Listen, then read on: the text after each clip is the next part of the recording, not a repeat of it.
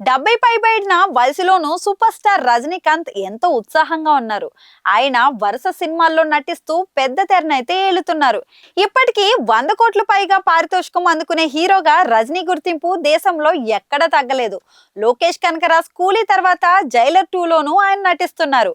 అయితే ఎప్పటికీ ఏజ్లెస్ హీరోగా కనిపించడానికి, సానుకూలతను వ్యాప్తి చేయడానికి రజనీకి సహకరించింది ఏది?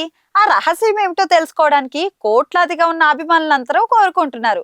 ఇప్పుడు ఆ రహస్యం గుట్టు రజనీకాంతే స్వయంగా చెప్పేశారు.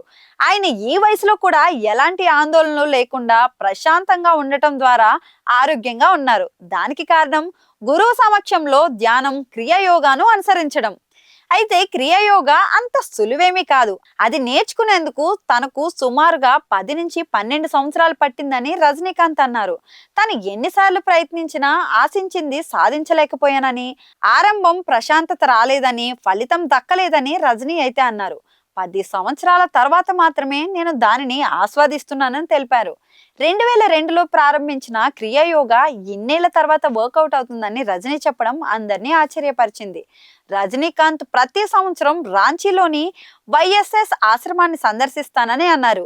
రజనీకాంత్ మాట్లాడుతూ, నేను రాంచీలోని ఆశ్రమంలో ఉన్నాను. నేను ఇక్కడికి రావడం ఇది మూడోసారి.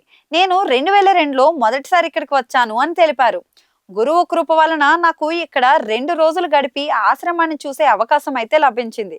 ముఖ్యంగా గురువు గారి గదిలో కూర్చుని ధ్యానం చేసే అవకాశం నాకు లభించింది. నిన్న 1 గంట ధ్యానం చేశాను. నేను ధ్యానంలో గడిపిన సమయాన్ని వర్ణించడం సాధ్యం కాదు. ఆ గంట ఎలా గడిచిందో నాకు తెలియదు. ధ్యానం నుంచి బయటకు వచ్చినప్పుడు మాత్రమే ప్రజల గురించి తెలుస్తుంది. నేను చాలా సంతోషంగా ఉన్నానని రజనీ అన్నారు. నన్ను కలిసినప్పుడు ఎవరైనా సానుకూలతను పొందుతామని చెబితే దాని వెనుక రహస్యం నేను యోగా సాధన చేస్తాను. నేను క్రియా సాధన చేయడం ప్రారంభించినప్పటి నుంచి నాలో జరిగిన మార్పును ఎలా వర్ణించాలో నాకు తెలియదు. ఇదొక రకమైన నిశ్శబ్దం అని ఆయన వివరించారు. 21 సంవత్సరాలుగా క్రియాయోగా చేస్తున్నాను. ఆరంభం నేను చేస్తున్నాను కానీ మార్పు కనిపించలేదు. దాదాపు 10 సంవత్సరాల తర్వాత ఇది సాధ్యమైందని రజనీ అన్నారు. ఫలితం దక్కినా దక్కకపోయినా ప్రారంభించాను కాబట్టి కొనసాగించుకున్నానని రజనీ చెప్పారు. ప్రాపంచిక విషయాల నుంచి వేరుగా చేసేది క్రియాయోగా. దానిని అనుభవిస్తున్నానని రజనీ అన్నారు.